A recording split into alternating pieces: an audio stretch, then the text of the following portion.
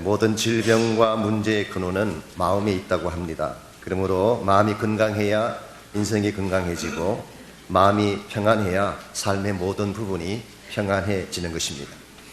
그럼에도 불구하고 오늘 이 시대를 살아가는 사람들 가운데에 많은 사람들이 상한 마음을 갖고 사는 현실을 보게 됩니다. 몇 년 전에 휴스턴에 살고 있던 한 어머니가 자기 손으로 5명의 자녀를 살해한 충격적인 사건이 있었습니다. 안드레아 예이츠라고 하는 36살 난 여인입니다. 남편은 나사에서 근무하는 엔지니어이고 생활도 부유하고 사는 환경도 좋았습니다. 누가 봐도 행복한 가정의 주부처럼 보이는 사람인데, 이 안드레아 예이츠가 남편을 직장으로 출근시킨 뒤에 목욕탕에 물을 받아놓고 2살짜리 아들부터 시작해서 3살, 5살, 7살짜리, 심지어는 생후 6개월밖에 되지 않는 딸까지 차례대로 살해한 후에 경찰에 신고를 했습니다. I killed my children. 내가 나의 자식들을 다 죽였습니다. 경찰에 도착했을 때에 내 아이의 시신은 침대에 가지런히 눕혀져 있었고 7살 난 아들의 몸은 스틸 욕탕 속에 남아있었다고 합니다. 어떻게 이런 끔찍한 일이 가능했을까요? 부모가 가장 사랑하는 것이 자식 아닙니까? 자식이 부모보다 먼저 죽는 것을 가장 아파하는 존재가 부모인데, 한 명도 아닌 5명의 자식을, 그것도 어머니의 손으로 직접 살해했다는 이 사실이 이해가 됩니까? 이것을 어떻게 받아들여야 되며 어떻게 설명을 해야 할까요? 나중에 알려진 사실이긴 합니다만은 이분이 이처럼 끔찍한 일을 저지른 이유는 사람이 악하거나 나빠서가 아닙니다. 마음속에 새겨진 질병 때문이라고 합니다. 우리에게는 생소한 이름이지만 Postpartum Depression이라고 하는 PPD라고 부르는 질병이 있습니다. 일종의 산후 우울증이라고 하는데요, 미국 사람들 중에 10% 이상의 엄마가 이 병을 앓는다고 하네요. 극심한 혼란과 무기력 정세가 찾아오고 현실에 대한 판단력을 잃어버리기 때문에 악한 일을 저지르고도 그것이 무엇인지를 알지 못하는 것입니다. 여러분들, 우리가 사는 이 시대가 안고 있는 가장 무서운 질병은 외적인 질병이 아닙니다. 육체적인 질병이 아니라 마음속에 일어나는 심령의 질병입니다. 상하고 깨어진 마음을 갖고 살아가는 한 아무리 좋은 환경에 살아도 행복자가 될 수 없어요. 내 마음이 상해 있으면 아무리 사회 구조를 바꾸고 환경을 개선해도 우리 인생이 나아지지가 않는 것입니다. 그래서 잠언 4장 23절은 이렇게 기록을 합니다. 무릇 지킬 만한 것보다 더욱 내 마음을 지키라. 생명의 근원이 이에서 남이니라. 생명의 근원이라는 이 단어를 NASB 성경에서는 생명의 샘이라고 번역을 했습니다. 생명의 샘이 마음에서 흘러나온다, 이렇게 번역을 했어요.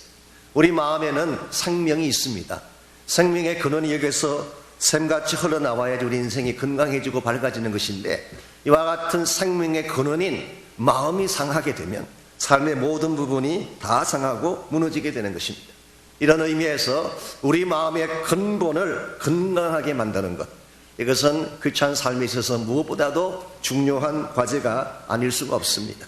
우리의 마음이 건강할 때에 나의 삶도 건강하지만 우리의 가정도 건강해지게 되고 하나님의 공동체도 건강해지는 것입니다. 이런 의미에서 오늘 아침 우리 모두가 물어야 될 질문이 여기 있습니다. 과연 나의 마음은 건강한가? 내 마음에는 상하고 깨어진 심령이 없는가? 혹시 우리 마음이 상한 부분이 있다면 어떻게 하면 이 상한 마음을 치유받고 하나님 앞에 건강한 삶으로 살아갈 수가 있을까? 이 질문에 대해서 오늘 본문을 중심으로 함께 그 답을 정리해 보고자 합니다. 오늘 같이 읽은 본문에 보시면 우리 마음속에서 일어나고 있는 영적 현상에 대한 사도 바울의 설명이 자세하게 기록이 되어 있습니다. 먼저 17절 말씀을 보시면 우리 마음을 상하게 하는 근본 원인이 기록이 되어 있습니다. 17절, 육체의 소욕은 성령을 거스리고 성령은 육체를 거스리나니 이 둘이 서로 대적함으로 너희가 원하는 것을 하지 못하게 하려 함이니라. 여기에 육체의 소욕이라는 것이 나옵니다. 이것이 무엇을 뜻하는 것일까요? 여기서 육체라고 번역한 이 단어는 flesh, body가 아니라 flesh라는 단어입니다. 일반적으로 몸이라고 할 때 이 body, 이것은 헬라말로 소마라고 합니다. 소마라고 하는 단어는 우리의 피지컬한 바디를 말하는 것입니다. 여러분, 이것은 악한 것이 아닙니다. 어떤 분들은 우리 육체를, 이 몸을 학대하고 괴롭혀야지 우리 영혼이 맑아진다, 그렇게 생각하고 몸을 함부로 다루는 분들이 계시는데요, 그것은 성경적인 어프로치가 결코 아닙니다. 우리 몸이라고 하는 것 자체는 하나님이 창조하신 아름다운 작품이에요. 그렇기 때문에 예수님께서도 육신을 입고 오셨어요. 이 바디를 입고 오신 것입니다. 육신이 악한 것이라면 어떻게 예수님이 육신을 입고 오셨겠어요? 오히려 성경을 보게 되면 초기 교회 당시 때의 첫 번째 이단이 예수님의 육신을 부인하는 것이었습니다. 육체는 악한 것이다, 그렇게 믿는 사람들, 그 사람들을 영지주의자라고 부르는데요, 이 사람들이 초기 교회에 등장했던 최초의 이단, 최초의 적그리스도, 이것이 요한 1서에 소개되고 있는 잘못된 이단의 모습이었어요. 그러므로 육체 자체가 악한 거 아닙니다. 더구나 고린도전서 6장 19절에 보게 되면 우리의 몸이라고 하는 것은 성령께서 하시는 성전이라고 했어요. 템플인 것입니다. 그러므로 우리 몸은 성령이 계시는 곳이기 때문에 거룩하게 관리를 잘 해야 되는 것입니다. 여러분, 육체를 관리하는 것은 성전을 관리하는 거예요. 아무 것이나 마구 먹거나 담배 연기로 몸을 채우시면 안 되는 것입니다. 삼겹살 잡수시고 소주 마시는 것 절제하셔야 돼요.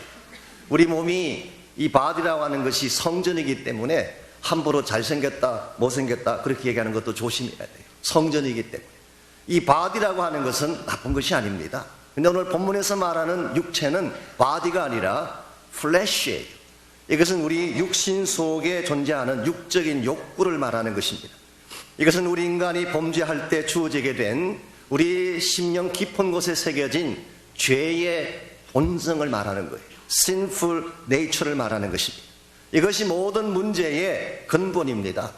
우리 속에 죄성이 새겨져 있고 이와 같은 죄의 욕구가 남아있기 때문에 이것이 수많은 악을 행하게 만드는 것입니다.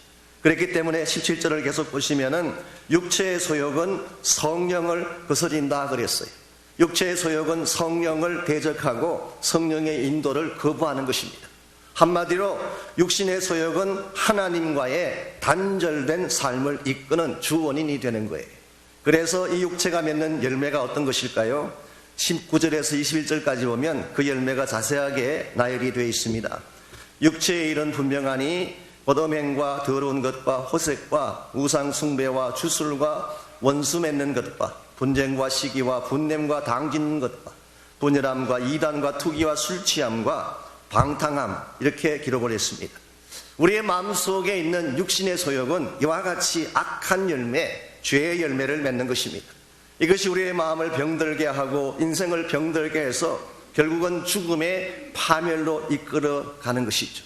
그런 면에서 여러분의 마음속에도 있고 저의 마음속에도 있는 이 sinful nature, 이 악한 육신의 소욕, 죄의 본성을 여러분이 처리하지 않게 되면 무슨 일을 해도 행복할 수가 없고 어떤 일을 해도 회복이 일어나지 않는 것입니다.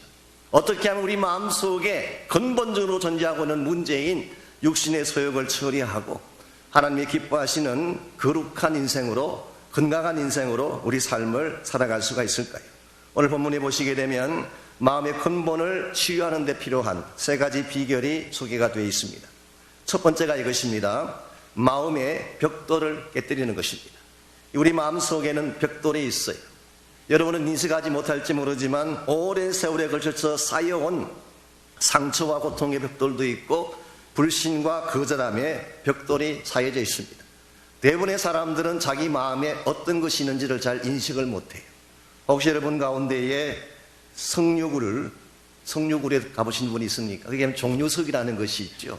제가 몇 년 전에 버지니아를 갔다가 루레이 케이븐이라고 하는 유명한 종류굴이 있는 그 굴을 방문한 적이 있습니다. 제가 알기로 동부에서 가장 큰 굴로 알려져 있습니다. 거기에 엄청난 종류석들이 동굴에 가득 차 있어요. 큰 덩치들, 바위 같은 것들이 가득 차 있습니다. 여러분, 이 종류석이 어떻게 생기는지 아십니까? 물방울이 만드는 것입니다. 물방울에 섞여있는, 석회가 섞여있는 물방울이 땅에 떨어지면 그것이 오랜 세월 동안 쌓이고 쌓여서 큰 바위 덩어리가 되는 것입니다. 우리의 마음속에 어릴 때부터 여러분도 모르는 가운데 쌓여왔던 돌덩어리가 있어요. 바위 덩어리가 있는 것입니다. 이와 같이 큰 상처의 바위 덩어리, 불신의 바위 덩어리, 정오심의 바위 덩어리, 거절당함에 대한 두려움에 대한 바위 덩어리가 내 마음속에 가득 차 있기 때문에 어떠한 것을 하나님이 주셔도 받지를 못해요. 이것이 예수를 믿은 이후에도 여전히 불행해하고 아파하는 이유 중에 하나입니다. 하나님 말씀을 주시는데 그 벽돌이 가로막고 있기 때문에 말씀이 들어올 수가 없어요. 어떠한 축복과 은혜를 앞에 놓아도 그것이 보이지 않고 들리지 않는 것입니다. 그러므로 여러분이 정말 여러분의 삶을 회복하기를 원하면 마음의 벽돌을 먼저 깨야 하는 것입니다. 이것을 어떻게 깰 수가 있을까요? 24절을 보시면은 이것을 깰 수 있는 비결이 소개가 되어 있습니다. 그러므로 예수의 사람들은 육체와 함께 그 정욕과 탐심을 십자가에 못 박았느니라. 여기에 나오는 육체도 마찬가지로 플래시, 이것은 사럭스라고 하는 헬라 말입니다. 바디는 소마라고 한다면 이 플래시는 사럭스라고 하는 단어입니다. 이것은 옛 속성, 죄의 속성을 가진 우리의 육신을 말하는 것이죠. 우리의 옛 속성을 정욕과 탐욕과 함께 십자가에 못 박게 되면 우리 마음에 있는 죄의 담들이 허물어지게 되고 벽돌이 허물어져서 치유를 향해 나갈 수 있다, 그런 뜻입니다. 여러분, 십자가에 못 박는다는 것이 실제적으로 어떤 의미일까요? 못 박는다는 말은 많이 하지만 그 의미에 대해서는 잘 모르는 경우가 흔히 있죠. 여러분, 오늘 본문에서 말하는 십자가에 못 박는다, 이 crucify 한다는 이 말의 뜻은 최소한 3가지 단계를 우리에게 제시를 하는 것입니다. 첫 번째가 나의 죄에 대한 인식의 단계입니다. 여러분이 여러분 마음속에 있는 벽돌을 깨려면 내 안에 있는 벽돌이 무엇인가를 인식을 해야 돼요. 내 마음속에 문제가 있구나, 내 마음속에 상처가 있구나, 내 마음속에 하나님이 기뻐하는 죄악이 있구나, 내 안에 있는 것이 무엇인가를 recognize 하는 것, 이것이 첫 번째 단계. 두 번째 단계는 이것을 자백하는 것입니다. 이것을 우리는 흔히 회개라고 부르기도 하지만 사실은 성경적인 용어는 자백이 더 많습니다. confess 하는 것입니다. 내 마음에 있는 더러운 것, 악한 것, 잘못한 것들을 다 토해내는 것이죠. 여러분, 죄가 내 마음에 있는데, 아픔이나 상처가 내 마음에 있는데 이것을 뿜어내지 아니하고 그냥 담고 살면 어떻게 될까요? 그것이 여러분을 죽이는 것입니다. 내 마음속에 있는 죄악이나 상처는 독성이 있기 때문에 우리의 마음을 죽이게 돼 있어요. 시편 32편 3절에 보게 되면 이것은 다윗의 고백입니다. 내가 토설치 아니할 때에 종일 신음함으로 내 뼈가 쇠하였나이다. 다윗이 범죄한 이후에 자기 마음속에 죄를 담고 살면서 토해내지 않았어요. 사람들은 모르니까, 가만히 있으면 거룩하게 사는 줄 아니까 자기 마음속만 숨겨놓고 토설하지 않는 것입니다. 이와 같이 토해내지 아니했을 때에 종일토록 신음하고 뼈가 상하는 고통을 겪게 되었다. 여러분, 죄를 가슴에 담고 사시면 여러분의 영혼도 상하게 되고 몸이 다 부서지는 것입니다. 그래서 유명한 심리학자인 칼 융이 이런 말을 한 적이 있습니다. 일반적으로 이 캐톨릭 성도들이 개신교 사람들보다 마음의 질병이 적대요. 이유가 뭔가? 그분의 설명입니다. 로만 캐톨릭에는 고해 성사라고 하는 제도가 있습니다. 뭘 잘못했으면 신부님께 가서 다 털어내는 것이죠. 그렇게 털어내다 보니까 어느 정도 마음의 시원함을 경험케 되는 것입니다. 근데 우리 개신교에는 그런 것이 없으니까 마음에 그냥 안고 살다 보니까 질병을 갖는 자들이 더 많다. 물론 이것은 성경적으로 옳은 것은 아닙니다. 여러분은 예수님을 영접하는 그 순간 직접 하나님 보좌에 나갈 수 있는 특권을 가졌기 때문에 꼭 신부님께 가서 고백할 필요 없고 목사 앞에 와서 자백할 필요 없습니다. 누구에게 자백하면 돼요? 예수님께 자백하면 되는 것입니다. 예수님의 십자가 앞에 가지고 나가서 여러분 마음속에 있는 것들을 다 토해내는 것, 이게 두 번째 과정이에요. 이와 같이 내 마음에 있는 죄를 인식하고 내 마음에 있는 것들을 자백한 후에 세 번째로 해야 되는 것이 예수 그리스도의 십자가가 나를 모든 죄로부터, 모든 저주와 질병으로부터 나를 자유케 하심을 믿는 것입니다. 이것을 믿고 이 사실을 선포하며 살아갈 때, 그때 여러분 마음속에 있는 죄가 처리가 되는 것입니다. 오늘 많은 그리스도인들이 십자가에 관해서는 공부도 하고 찬송도 부릅니다. 신학적으로 십자가의 의미가 무엇인가 논문을 쓰는 분들도 많이 계세요. 그런데 이 십자가의 능력을 경험하며 살고 있지는 않아요. 이것이 사실은 문제입니다. 여러분, 십자가라고 하는 것은 단순히 2000년 전에 끝난 역사적 사건이 아닙니다. 단순히 신학교에서 다루고 있는 교리에 대한 이슈로 끝나서는 안 돼요. 예수님의 십자가는 오늘날의 삶 가운데 친히 역사하는 생명의 능력이 되는 것입니다. 여러분이 이 십자가의 능력을 신뢰하고 그 능력을 선포하며 살아갈 때에 여러분의 죽었던 영이 살아나게 되고 마음속에 있던 질병들이 처리가 되는 것입니다. 오래전에 뉴욕에서 의사로 일하시던 분 중에 릴리안 요맨스라고 하는 여자 의사가 있었습니다. 이분은 의사로 일을 하던 중에 너무나 스트레스가 많았대요. 육체적으로 정신적으로 프레셔가 너무 많아서 이것을 견디다 못해서 의사분들이 쉽게 구할 수 있는 것, 그게 마약입니다. 이 마약에 손을 대기 시작한 것입니다. 처음에는 조금씩 그렇게 손을 댔지만 갈수록 점점 그것이 깊어져서 결국은 마약 중독자가 되고 맙니다. 의사인데 본인이 마약 중독자가 되고 나니까 환자들을 치료하는데 마음에 부담이 되는 것입니다. 죄책감이 자리 잡습니다. 그래서 이분이 할 수 없이 의사직을 포기를 했어요. 그리고 나서 자기 집안에 머물게 되는데 마약은 계속 취해야 되고 할 수 있는 지금은 없어지고 그러다 보니까 몸이 상할 대로 상하고 뼈만 항상하게 남은 처참한 지경까지 내려간 것입니다. 그러던 어느 날 참 하나님의 은혜로 어떤 목사님을 통해서 예수님을 만날 기회를 갖게 됐습니다. 그래서 이분이 예수님에 대한 복음을 듣고 영접 기도를 마쳤어요. 그리고 나서 목사님에게 질문을 했습니다. 예수님이 나의 모든 죄를 다 담당해 주셨다는 것은 제가 믿겠는데 그러나 지금 내가 가지고 있는 현실의 문제, 이 마약의 문제는 어떻게 해야 되는 것입니까? 그때 목사님이 설명을 해 주셨어요. 예수님의 십자가가 당신의 죄를 처리하셨을 뿐만 아니라 모든 저주와 질병까지도 다 담당해 주셨습니다. 그러므로 앞으로 당신의 침상 위에다가 갈라디아서 3장 13절 말씀을 적어놓고 이것을 매일 읽고 묵상하고 선포하고 잠을 자십시오. 갈라디아서 3장 13절에는 이런 내용이 기록되어 있습니다.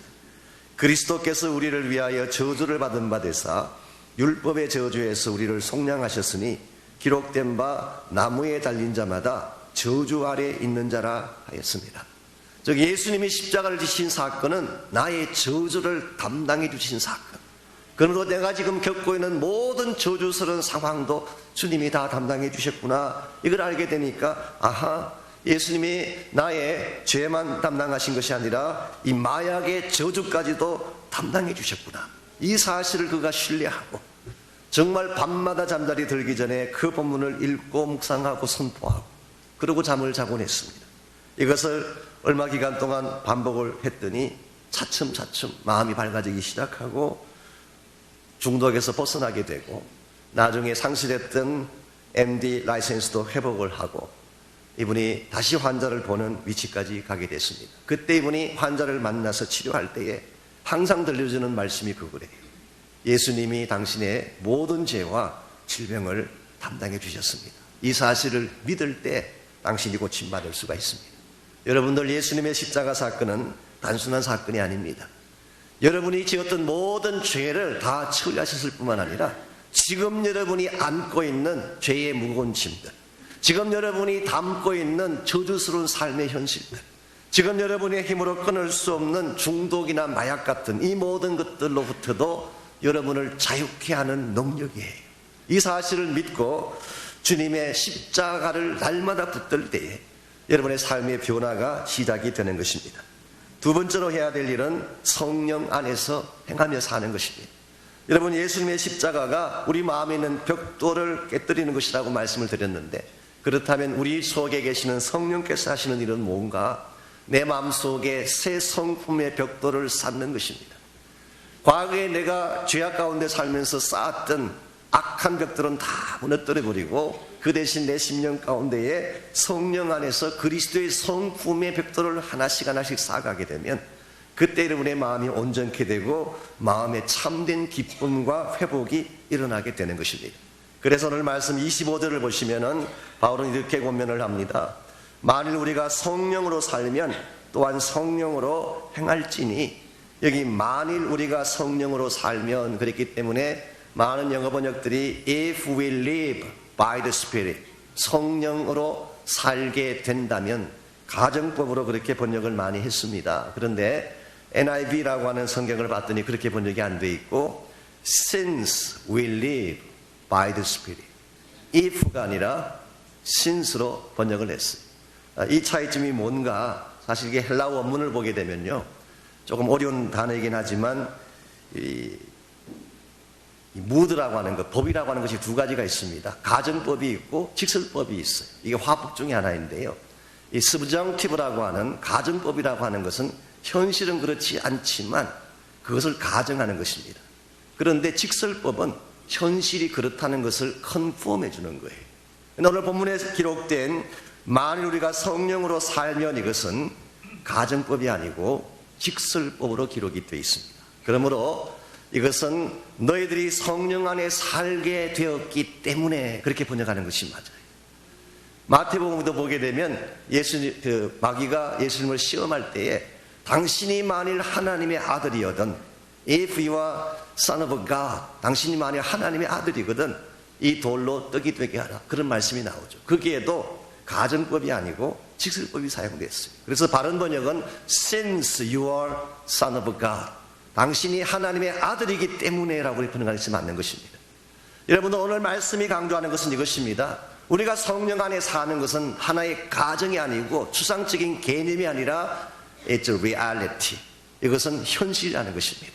우리가 성령 안에 산다고 하는 것은 나의 삶의 현실이기 때문에 우리가 성령 안에서 경험해야 될 삶의 내용도 실제적이라야 하는 것입니다. 그래서 오늘 본문에서 우리가 만일 성령 안에 사는 것이 나에게 주어진 삶의 현실이라면 이제는 너희들이 성령 안에서 실제로 행하며 걸어가야 된다. 그래서 walk by the Spirit, 성령 안에서 걸어가라, 그렇게 번역한 것입니다. 여러분과 제가 예수님 믿은 이후에 성령을 받게 되면, 또 성령의 충만을 받게 되면 성령의 열매가 우리 마음속에 새겨지게 됩니다. 그리고 성령의 열매는 예수 그리스도의 인격의 열매이기 때문에 가장 아름다운 열매이죠. 그것이 오늘 읽었던 22절 23절에 나와 있습니다. 오직 성령의 열매는 사랑과 희락과 평과 오래 참음과 자비와 양성과 충성과 온유와 절제. 여러분, 여기에 나열된 이 성품의 열매들은 가장 아름다운 것입니다. 존귀한 것입니다. 그런데 이와 같은 아름다운 성령의 열매가 내 마음속에만 새겨져 있으면 이것은 가치가 없다는 뜻이에요. 우리 마음속에 새겨진 이 성령의 열매가 실제 생활 가운데 나타날 때 이게 가치가 있고 이것이 여러분의 삶을 변화시키는 것입니다. 예를 들어서 사랑이라는 것이 얼마나 좋은 것입니까? 그런데 혼자 골방에 앉아 있으면서 사랑한다는 것이 무슨 의미가 있을까요? 그것은 아무 의미가 없습니다. 사랑이라고 하는 것은 실제 대인관계에서 부대끼면서 상처를 주기도 하고 상처를 받는 가운데서 프랙티스 되어질 때에 사랑이 사랑되는 거 아니겠어요? 기쁨이라고 하는 것이 혼자서 가만히 있어서 기쁨이 있겠어요? 역경도 주어지고 고통도 주어짐에도 불구하고 예수님 때문에 주어진 기쁨, 이게 진짜 기쁨이에요. 평안이라고 하는 것은 아무 문제가 없을 때 여러분에게 주어지는 것이 아닙니다. 풍랑이 일어나고 비바람이 불지만 거친 쇠파에도 불구하고 예수님 때문에 누리게 되는 평화, 이게 진짜라는 것입니다. 오늘 우리의 마음속에만 담아둔 아름다운 열매가 아니라 생활 가운데 실천되어지고 나누어지는 열매, 이게 오늘 성경이 강조하는 것입니다. 오늘 여러분의 마음속에 있는 이 사랑이 가정 속에서 실제화되어지고 열매화되어지게 되면 가정이 변하는 것입니다. 여러분 마음속에 주어진 기쁨이라고 하는 이 성령의 열매가 실제 생활 속에서 나타나게 되면 최악의 조건에도 불구하고 찬송하게 되고 하나님을 높이게 되는 것입니다. 여러분의 삶 가운데에 실제적인 성령의 역사가 일어나야 합니다. 그래야지 여러분도 건강해지게 되고 여러분 삶의 현장도 건강을 되찾게 되는 것입니다. 이와 같이 우리가 예수님 안에서 진실로 건강한 삶을 살기를 원한다면 1차적으로 우리 마음속에 있는 죄악의 담, 이 죄악의 벽돌들을 십자가 앞에 가지고 나서 다 처리하셔야 돼요. 두 번째는 성령의 능력과 은혜 가운데에 성령이 맺게 하는 열매를 갖고 실제 삶의 현장에서 실천을 하는 것입니다. 그리고 나서 마지막 세 번째로 필요한 것이 건강한 삶의 과제를 갖고 살아가는 것입니다. 우리가 진실로 예수님 만나서 죄사함 받고 성령의 은혜를 받게 되면 여러분은 그냥 살 수 없어요. 하나님이 기뻐하시는 거룩한 목적을 향해 살아가게 되는 것입니다. 이것이 성령 안에 사는 사람이 반드시 경험하게 되는 삶의 과정이라고 부를 수가 있겠습니다. 26절을 보십시오. 헛된 영광을 구하여 서로 노엽게 하거나 서로 투기하지 말지니라. 여기서 헛된 영광을 구하는 것, 이게 소위 말하는 세상 영광을 말합니다. 내가 더 높아지기 위한 나의 삶의 투쟁, 돈을 더 많이 벌고 더 좋은 집에 살고 더 즐기기 위한 나의 마음의 투쟁, 이게 헛된 영광을 구하는 거예요. 이 헛된 영광을 구하는 이 삶의 패턴이 전형적인 육체의 소욕이 이끄는 삶의 모습입니다. 나의 마음의 중심에 이 sinful nature, 나의 옛날의 소욕이 살아있게 되면 여러분은 세상의 헛된 영광을 구할 수밖에 없어요. 우리가 만일 세상의 헛된 영광을 구하게 되면 어떤 열매들이 주어질까? 분노하게 되고 질투하게 된다고 말씀하고 있습니다. 여러분이 실제로 생활하시면서 화를 내시고 정우심을 갖게 되고 누군가를 질투하게 되는 이유가 뭘까요? 헛된 영광을 추구하기 때문에, 그것 때문에 주어지게 되는 결과인 것입니다. maybe 여러분과 제가 지금까지 살아왔던 삶의 패턴은 이와 같았을 수 있습니다. 육체의 욕심이 이끄는 대로 살아오다 보니까 남을 해치기도 하고 상대방에게 상처를 남기기도 하고 내 욕망을 채우기 위해서 비인간적인 생활도 하면서 살아왔을 가능성이 있어요. 그러나 이제 우리가 성령 받고 하나님 안에서 새 사람이 되었다면 우리가 추구해야 될 삶의 과제가 변해야 한다는 것입니다. 이제는 내가 쟁취하기 위한 삶이 아니라 누군가를 축복하기 위한 삶으로, 나의 욕심을 채우기 위한 삶이 아니라 사랑하고 세워서 수많은 사람들의 영혼을 구원하는 삶으로, 이렇게 삶의 과제가 바뀌어질 때에 이것은 여러분 자신도 힘을 얻게 되지만 여러분 주변에도 아름다운 열매들이 일어나게 되는 것입니다. 저는 그렇게 생각합니다. 참된 치유라고 하는 것은요, 단순히 병에서부터 떨어져 나가는 것이 참된 치유가 아니라 고침받은 자가 정말 해야 될 아름다운 삶과 사역을 이루어가는 것, 이것이 진정한 차원의 치유라고 저는 생각을 합니다. 여러분들께서 잘 아시는 그 구약의 선지자 중에 엘리야라고 하는 선지자가 있죠. 엘리야는 구약을 대표하는 선지자입니다. 하나님이 가장 크게 사용하셨던 영웅 중에 한 명이었습니다. 아합 시대 때에 온 이스라엘이 아합을 숭배하고 바알과 아세라 앞에 무릎을 꿇었을 때에 엘리야 단신으로 찾아가서 전쟁을 시작하고 850대 1에 갈멜산 전투에서 승리했던 사람. 3년 6개월 동안 비가 오지 않던 그 땅에 하늘을 열고 비가 쏟아지게 할 정도로 하나님의 큰 역사를 이루게 했던 그런 선지자였죠. 그랬던 엘리야가 열왕기상 19장에 가게 되면 노뎀나무 아래 피신해서 죽기를 간구하는 장면이 나옵니다. 이것을 우리는 영적 탈진 현상이라고 이야기합니다. 그렇게 왕성했던 사람이 하루아침에 갑자기 번아웃 된 것입니다. 모든 에너지가 다 고갈되어지고 어떻게 하나님의 종이 영적 자살을 간구할 수가 있겠어요? 이것은 최악의 지경까지 간 것입니다. 그때 하나님께서 엘리야를 회복시킬 때에 제일 첫 번째 하신 것이 천사를 보내서 엘리야를 타치하셨어요. 이 하나님의 만지심, 이게 치유의 첫 과정이었습니다. 두 번째는 엘리야로 하여금 먹을 것을 갖다 주셔서 먹고 마시고 자게 하셨어요. 육체적인 힘을 공급해 주신 것입니다. 그리고 세 번째로 하신 일이 호렙산으로 달려오게 하셨어요. 호렙산은 하나님이 계시는 곳이죠. 그래서 40주야를 달려서 하나님의 임재가 있는 호렙산으로 왔습니다. 그런데 호렙산에 왔을 때에 하나님이 엘리야에게 주신 말씀이 있어요.